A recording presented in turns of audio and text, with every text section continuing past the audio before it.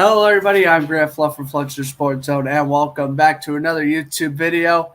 It's been a while, and it would have been even longer if I didn't come back to this news earlier this morning. That's right. Y'all know it. My favorite, not only just football player, but probably athlete, has officially retired this morning, as announced on a podcast that he usually goes on once or twice a year. I think it's called Part of My Take. Yeah, I got a Bortles jersey at my college dorm this weekend, and it couldn't have came at a better time because now I get to hang it up on my wall. And I don't know, man. I was pretty devastated when I first heard about this. The rumor was he was going to work out with the Giants. And become a backup there for the rest of the year. But Bortles basically just told the coaching staff, thank you for this opportunity, but, I don't want to work out with the team right now. I'm honestly retired. The one thing you got to remember about Bortles is that though he hasn't played a snap in the NFL since the 2019-20 season, he's been on practice squads. He's also spent a lot of time in free agency, but he's also spent some times with the Broncos, Packers, and Saints practice squads recently. I remember filming a video when he got released by the Saints in April. It was because the Saints signed Andy Dalton. Remember that. Bortles was like, listen, I'm not going to sit here and be the third string. I'm going to wait and be a backup or just retire. That's what he essentially told Dennis Allen when the Saints released him back in April. And so I guess he chose the retirement route. And honestly, it's really tough to blame him. I've said a million times, guys, I think Blake Bortles was basically not like screwed over out of a starting job, but I'm trying to find better words for it. But like he had opportunities and teams weren't giving it to him. I think that's the best opportunity I can say. It seemed like the only coach that gave him any sort of recognition was Sean McVay. And, well, since the Rams, even in blowouts, rarely play their backups, Bortles only had a grand total of 2 passing attempts. It's rough. But I'm not here to talk about pretty much 2019 to current day.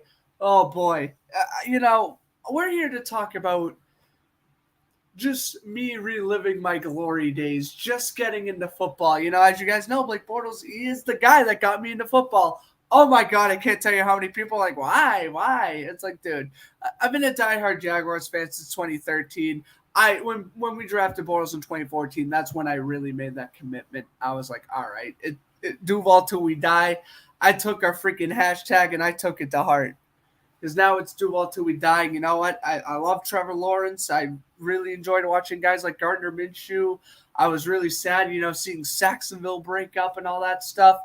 But also, I remember in 2018, it was when the Jaguars signed Nick Foles, and they released Bortles like an hour later, I cried. I ain't gonna lie to you. I cry over transactions, not just games. And I was a little devastated this morning too. I'm not gonna lie. I think it's just because it's like now I knew it was happening soon, right? I think we all knew Bortles was going to retire eventually. Like I mentioned, hasn't played a regular season game in over 2 years. He's just spent time on practice squads. He's had guys like Kurt Benkert and, oh my God, Brett Rippon. He's just had Jeff Driscoll. I mean, he's just had a lot of terrible quarterbacks just pass him in the depth chart. And is that just because Bortles wasn't good enough, or is that just because they see the talent in Bortles and they were just like, okay, you're too good to be like a third or fourth string, so we're just going to release you, which in that case, keep him as a backup. I don't get the whole logic behind that, but neither here nor there. We're here to focus on what happened back in the day. So in 2014, I'm watching the NFL draft, and I know people are going to say, like, oh, the Jaguars could have drafted Derek Carr or Jimmy Garoppolo or Khalil Mack or Aaron Donald. Do you think I care about that? I don't. Let's be real. I don't. You see how bad Gus Bradley and Doug Marrone were as coaches? Believe me, they wouldn't have developed in Jacksonville. Just saying. Mike Evans, another one. Anyway, you know, this is right after the Rams draft Cam Robinson, number 2 overall. I'm sitting there just like, all right.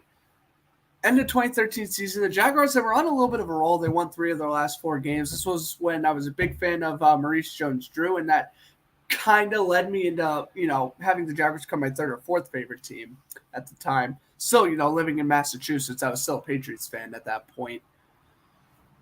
And then when I was watching, Mike Mayock and Rich Eisen, I think was the other guy on the screen, when they're talking about, the Jaguars are interested in drafting Blake Bortles. He is a quarterback, born and raised in Florida, blah, blah, blah. I was like, this would be really cool if the Jaguars were to draft this guy and, develop him into a champion, right? And then, wouldn't you guess it, Roger Goodell goes up on the podium. They draft Blake Bortles. The rest is history. That was the moment right there. Bortles he's smiling with the same exact jersey, by the way.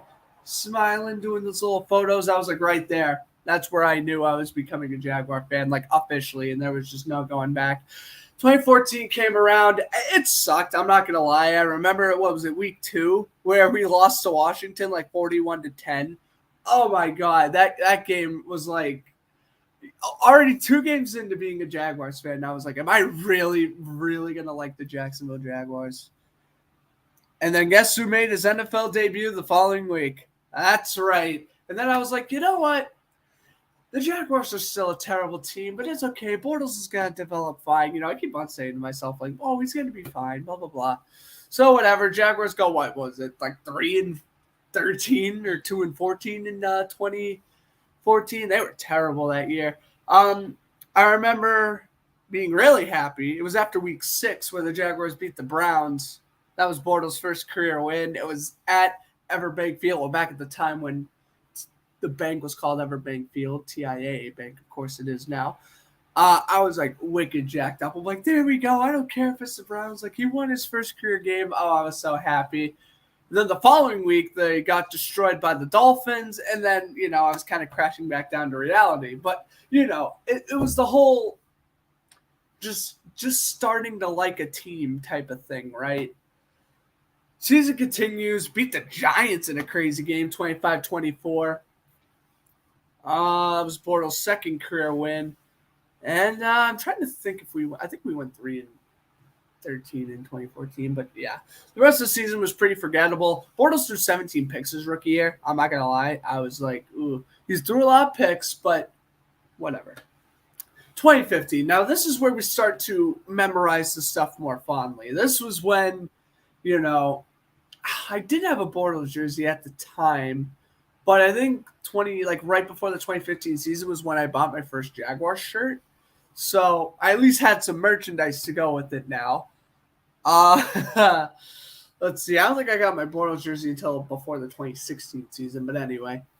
Okay, so season starts, whatever. We lose week 1 to the Panthers, whatever. The Panthers were going to go 15-1 that year. Week 2, oh my gosh, this was I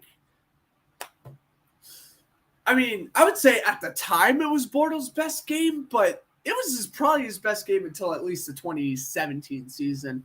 Oh my God, week 2 against the Miami Dolphins. This was when Allen Robinson just tore it up. Bortles threw 3 touchdowns, 2 to Robinson, 1 to Allen Hurns, if memory serves me right. Jaguars go to 1-1 on the year. Guess who the Jaguars play week 3? The Patriots. Oh boy, was it fun going to school that week. It always was fun going to school. Even this past year when the Jaguars were playing the Patriots. Oh boy.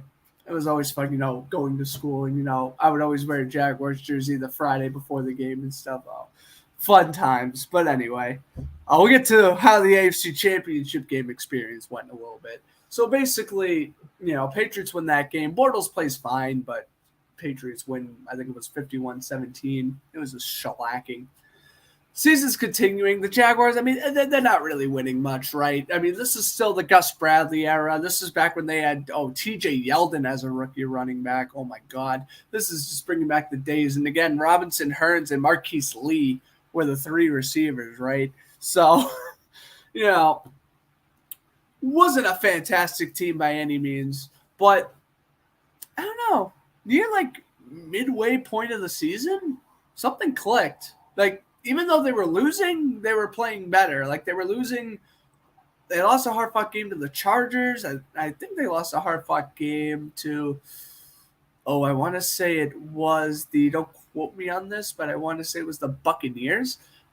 Like, yeah, sure, they were losing, but Bortles was playing great. It was just the defense was so bad. And this was back when Todd Walsh was the defensive coordinator. Oh, my God. Anyway, so midway through the season comes along. Jaguars sitting at like, oh God, 1 or 2-6 or whatever. They went back-to-back games. This is the first. I've been a fan of this team for about 2.5 years now, and this was the first time I've ever seen them win back-to-back games. 22-20 over the Ravens. Jason Myers kicked a game-winning field goal, one of the rare times he ever did it. And then we beat the Titans on Thursday Night Football. Still to this day, my favorite Jacksonville Jaguar regular season game. Yep, it was when we wore those terrible yellow uniforms, and we beat the Titans on Thursday Night Football. So then we were sitting there at like 4-6, and I was like, oh God, if we run the table, or it was maybe not 4-6, maybe we had a worse record, but it was like if we run the table, we're gonna make the playoffs. A couple weeks go by, I'm pretty sure they lose, and then we put 51 points on the Colts. Put up 51 points on the Colts. It was incredible. Bortles played great that day. Threw like 2 or 3 touchdowns. Tremendous. The 2015 season after that Colts game was pretty forgettable. Lost a couple more games. Threw his career-long touchdown to Allen Hurns in a loss against the Saints. But yeah, no. Then after that Colts game in the 2015 season was just... Oh, and also the London game against the Bills in 2015, game-winning drive, touchdown to Allen Hurns. 2015 was a fun year. I'm not going to lie. Like, those wins against the Bills, the Ravens, the Titans, and the Dolphins, those were some great wins. Like, we only won those 5 games, but they were all exciting because we had a blowout against a division rival, and we had like 4 really intense, close games that we ended up winning. 2016 comes along. Now, I'm not going to lie to you, bro. I was still like a huge Jaguar fan, but 2016, and you will never really hear me bring up the 2016 season when talking about Bortles. You want to know why? He was not great that year. As much as I hate to say it, I was giving Bortles a lot of crap during that 2016 season. I think he threw, 23 touchdowns to 16 interceptions. I was like, he's got to play better. Played great against the Colts in London. We beat the Bears. And then, oh my God, I mean, again, this is just Gus Bradley coaching for you, but the Jaguars lost like 7 or 8 straight games. I was like, this is freaking ridiculous. Like, Gus Bradley made it painful to watch those Jaguar teams. Gus Bradley gets fired. Doug Marrone comes in as the intern. We beat the Titans week 16. Bortles catches a touchdown. That's right, Bortles caught a touchdown from Marquise Lee.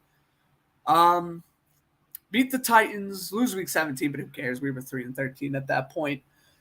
And then, of course, 2017, the Saxonville year. Oh, boy. I was doing YouTube back on my old channel back in 2017, I think. But, oh, my God, dude. Like, I'm not going to lie to y'all. I was a little bit of an annoying Jaguar fan.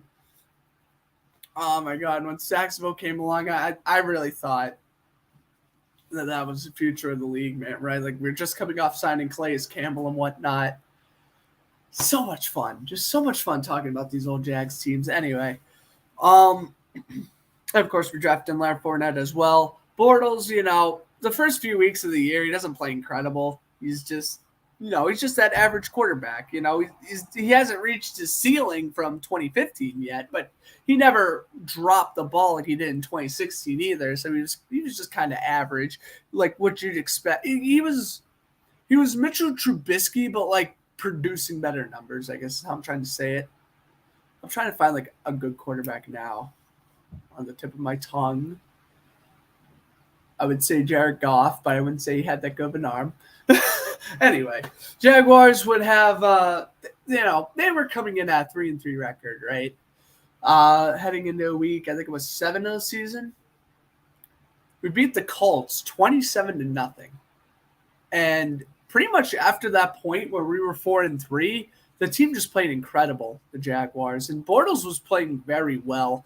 Even in games that, he just had to be a solid game manager, right? Bortles was never that great quarterback he was in college. I get that.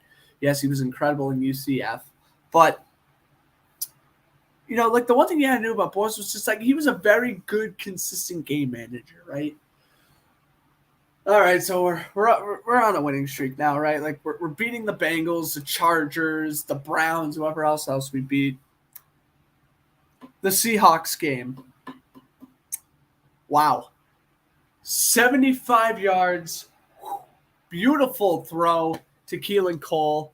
He also threw a couple of nice touchdowns to D.D. Westbrook in that game. Played great. We played Arizona. Bortles had 2 rushing touchdowns that game. Played great. Lost that game, but Bortles still played fine. Clinched the playoffs with a Week 15 win over the Texans. It was like 45-7. Bortles threw 3 or 4 touchdowns that game. And here we are, wild card game against the Bills. I've got to I'm taking you guys on a journey right now. I mean, it's better than talking about like me just like describing my feelings, which I will show you guys in Instagram posts after this how I'm feeling about the Bortles thing. I wrote it like 20 minutes after I found out he retired. But anyway. Guess who told him? Yeah, Sam, my roommates, informed me the news. As he walks in from I walked in from my 8 a.m. class. I got the notification. He walks in 2 minutes later. And then I said to him, do you know? No. Yeah. But anyway, we're taking you on a journey back to 2017 wildcard game against the Bills now. Attention on the classroom. So, all right, 10-3 win over Buffalo. Bortles rushes for 85 yards, throws for 83, threw the game-winning touchdown to Ben Koyak. That was fun. I was like, cool. But the Jaguars were so good. I'm like, come on. We had to beat the Bills. We go into Heinz Field. And I'm not going to lie, I never really said it on camera, but oh boy, did I think the Jaguars were going to get destroyed in that 2017 divisional round game against Pittsburgh. I thought like Jacksonville was going to have a good first half, but I just thought Pittsburgh was going to blow away in the second half and win like 28-10 or something. Oh, good Lord, was I wrong? It ended up being high scoring. Bortles only threw 1 touchdown the entire game. It was the game winner to Tommy Bohannon. Incredible. Think about that for a second. Blake Bortles played a better playoff game than Ben Roethlisberger. Just saying. Oh, boy. Now, of course, I'm like, it was funny because when the Jaguars beat the Steelers, I was like, we're going to the AFC Championship game. Like, I'm all excited, right? And then after a minute of excitement, my buddy Joey, he's like, the Jaguars are playing the Patriots, right? And then I'm like, dude, I have to go to school. Dude, I wore my Jalen Ramsey jersey and my Bortles jersey like every day that week. It was so much fun. It was all playful, like hazeling, all my friends just like, oh, the Jaguars are going to get destroyed. I'm like, no, the Patriots are going to lose. It was a lot of fun. Oh my God. And during that game when it was 20-10 Jaguars, I thought they had it in the bag. When Lambeau made the field goal early fourth quarter to put us up by 10, I thought the Jaguars were going to win. Oh, boy, was I wrong. Don't want to recap my sadness, but yes, once the Patriots won 24-20, I was absolutely heartbroken. Bortles gets re-signed. I was a happy man. That was a 3-year deal. 2018 comes along. Went 3-1, beat the Giants week 1, got our revenge against the Patriots in week 2, 31-20, don't forget. Lost week 3 to the Titans, won week 4 against the Jets. We're sitting there at 3-1, but I don't know what happened. I think this was when Doug Marrone's ego was getting too huge and all the Tom Coughlin scandals and Leonard Fournette getting suspended. I mean, the 2018 season was rough after the first 4 weeks. Lost to Kansas City, lost to Dallas, lost to Houston, lost to Philly. It was just like 5 or 6 straight losses. We beat the Colts. That was with Cody Kessler, by the way. That was the first game Bortles got benched after that loss against Buffalo. And finished the season 5-11. Bortles hits free agency. I remember making this video too because, like I mentioned at the top of the video, when Bortles got released by Jacksonville and they signed Nick Foles, I was devastated. He signs with the Rams a week later. And, like, listen, when he signed with the Rams, I was really happy but yet confused. Because obviously, like, yes, my favorite player isn't in free agency anymore, but it's also like, why are you signing with the Rams? Like, Jared Goff's a fine starter. Like, you're gonna be there to be a backup, right? Yeah. So doesn't do much in 2019. Completes a 2-yard pass to Tyler Higbee in the fourth quarter of a meaningless game against the Cardinals. And so then 2020 comes around. The Rams don't re-sign Bortles. I'm like, that's kind of stupid. I don't know why they wouldn't, but whatever. So free agency comes around. And I'm like, it's week 1 and Bortles isn't on a roster. Like, I'm like starting to, like, I'm like, something's like feeling off right now. Like, I wasn't really getting into football. This was like during COVID as well. So I was just like, oh, I'm like, I want something to look forward to. And then when week 4 came around, the Denver Broncos said, Blake, you want a contract? All right, come on down. So he goes to the Broncos, right? And this is where my frustration really starts to, like, show. Because, as I mentioned at the top of the video, it wasn't just Drew Lock that was ahead of Bortles in the depth chart, but Brett Rippon and Jeff Driscoll as well. And those are 2 very bad quarterbacks. 3, including Lock. I mean, looking back at it now, this was just 2 years ago. Bortles is retired. Let's see. Rippon's still a backup on the Broncos. Lock's the backup on the Seahawks. Where's Jeff Driscoll? I think he's like the 3rd string on the Texans. So, like, I don't know what to tell you. But anyway, Denver was just screwed to begin with because they didn't have a good quarterback. But, you know, it was frustrating because it was like Bortles got fined for not wearing a mask in practice one day. Like, I don't even think he showed up to a practice. I think he got fined too. Like, you could just sense Bortles was just like not enjoying it in Denver. Had a chance to start that game against the Saints. Of course, since Bortles wasn't wearing a mask, he was on the COVID list. That's why we have the Kendall Hilton game. Broncos got killed in that game. And that's near the end of the 2020 season now. I'm commentating Monday Night Football. This is a funny story. Bills-Patriots, you remember that game when the Bills like beat the Patriots in July, like 30-10 or whatever it was. Anyway. I don't remember quite.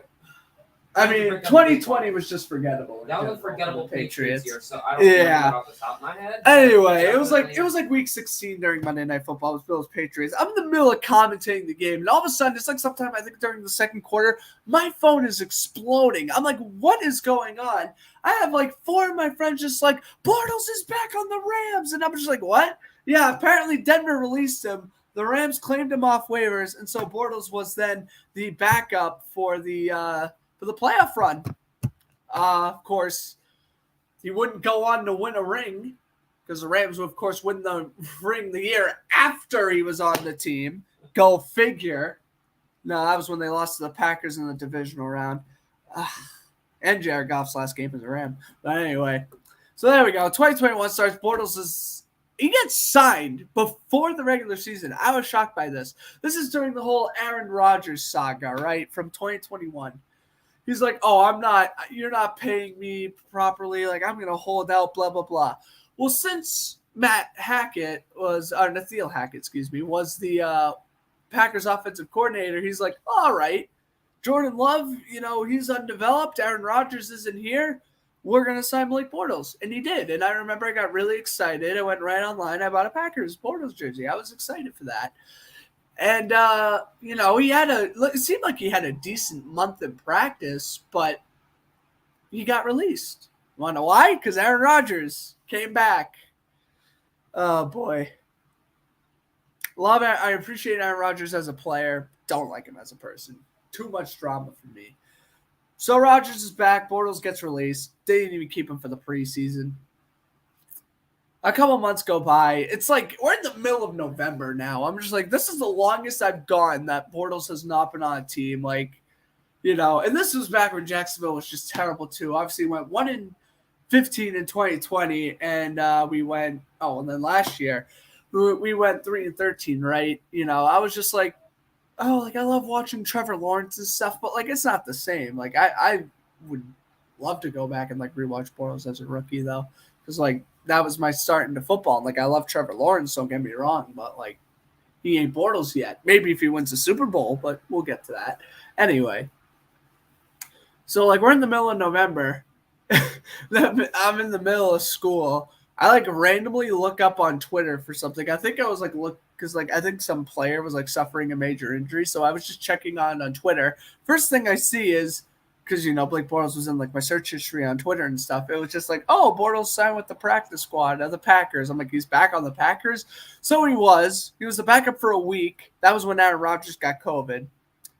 So Bortles on there for a week, gets released after that loss to Kansas City. Jordan Love played the whole game.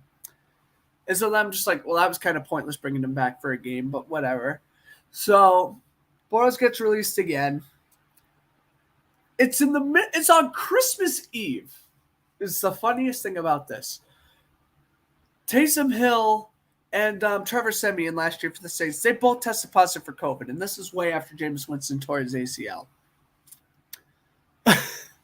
I'm like, the Saints better not sign Bortles. And I literally was saying that to my parents. I was just like, like we were just talking about sports stuff, and they were just like, oh, the Saints quarterback's got COVID. You think they're going to sign Bortles? I'm just like, I don't want them to.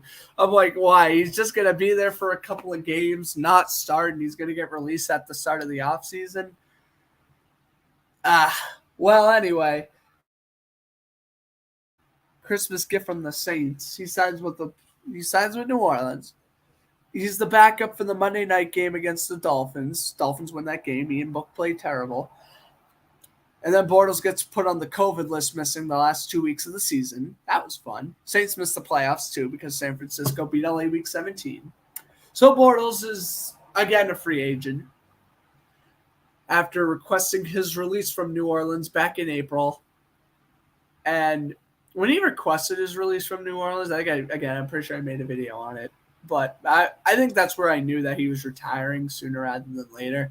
I'm like, sure, I get it. Like the Saints signed Andy Dalton, you don't want to be a third string, but like he could have stayed on the roster and like potentially played in the preseason this year or something. But requests his release, and I just think he just lost passion for the game. And again, when you get replaced by guys like, Ian Book's a different story because, Bortles was really brought into the Saints that week, that like weekend before the game. But like, when you have guys like Kurt Benkert, Jeff Driscoll, John Wolford, like all these guys just passing him in the depth chart, and like Sean McVay is praising him. Matt LaFleur has praised Bortles in the past as well. It's like coaches he's played for are praising him, and you're still not signing him. Something's wrong there. Again, I don't know for sure, but I just think at the end of the day, Bortles just lost his passion for the game. And when you hear the full story and the full recap, especially after 2019, you kind of understand why. He's still 30 years old. He's still got a long life ahead of him. But, yeah, that's the story. Blake Bortles announced his retirement. You knew I had to make a video on this. Favorite NFL player ever. Will he be passed one day? Maybe, but it probably won't be for a while for now. But, yep, still going to be repping off all my Bortles memorabilia. It's going to be fun, I remember I used to have a bunch of subscribers who would always be like, oh, like, you think Bortles will sign with this team? And I would, like, always want to talk about it, but that's done now. He's retired, and it's got to be adjusting because it's like he's been like a free agent, so like I'm used to him not playing at all, but it's like, wow, like he really retired like in the middle of the season when the Patriots and Giants currently need quarterbacks. But yeah, it's rough. But basically, Giants offered him a workout, and Bortles rejected, and he just said, you know what, I'm retired. And I respect his decision, of course, as should all of you, because, yeah, he was a pretty good quarterback for the Jaguars. Otherwise, no. But in terms of Jaguars, he's pretty much behind Mark Brunell in every category, I guess, every meaningful Jaguar passing category. But anyway, that's the video. Hope you guys enjoyed it. Kind of hear a little bit more about like my history, why I like Bortles, along with why, like how I'm feeling and whatnot. But before I go, I do want to quickly show you guys the Instagram post I posted like 20 told me that he retired. I said, "Thank you for everything, Blake. You've been my favorite athlete since the Jaguars drafted you back in 2014. And no matter the circumstance, you remain my favorite quarterback until the very end. And if you know me, you know I stayed his favorite until the end." In terms of Bortles memorabilia, I owned 5 of his jerseys, technically 6, but I meant 5 different teams. An autographed football, which I got a couple years ago for Christmas, and a lot of football cards. I have an entire thing of football cards up in my room too about Bortles. But anyway, people, it's funny too because everyone's just like, "Oh, why is it Blake Bortles that got you into football?" Like, it's so annoying, dude. Like, I could say that about anybody. My buddy Sammy could be like, "Jared Sim got me into football," and I'll just be like, I don't hate you for it. I might question it, but I'm not going to be like, "Oh, what a terrible player."